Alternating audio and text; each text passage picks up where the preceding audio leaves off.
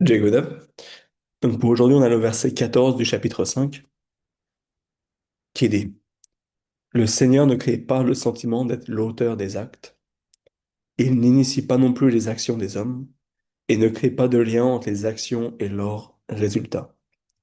C'est la nature extérieure du Jiva qui accomplit tout cela.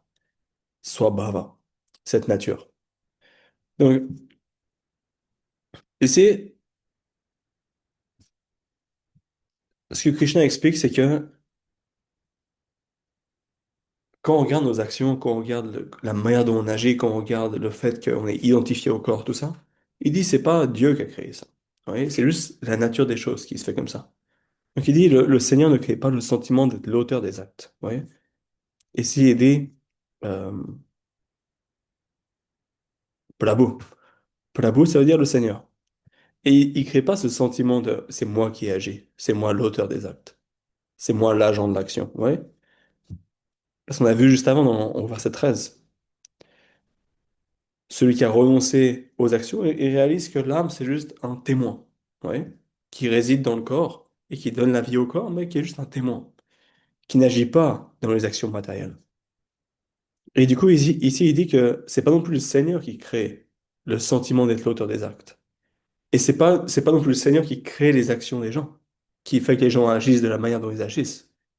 Et c'est pas non plus lui qui crée le lien entre les actions et leurs résultats. Ça, c'est tout des choses de la nature. C'est la nature comment elle est faite. Et ici, Krishna utilise le terme swabhava. C'est la nature externe du jiva, de l'âme, ouais.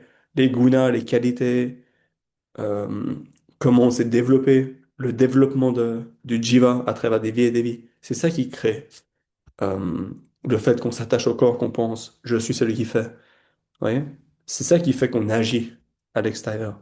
C'est ça qui fait qu'il y a un lien entre les actions et le résultat. Ouais, dans quelle conscience on fait ça.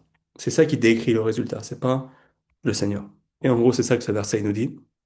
Donc ici, il vient montrer que la nature spirituelle de l'âme, Atma, au verset 13, et même du divin au verset 14, vous voyez, bien que le divin, il soit celui qui crée tout, il soit celui qui a créé ce grand jeu, ultimement, il est complètement détaché de ça.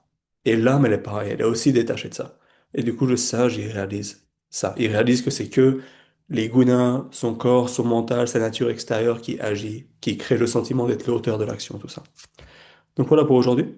Et on continuera demain avec le verset 15. Jai Gurudev.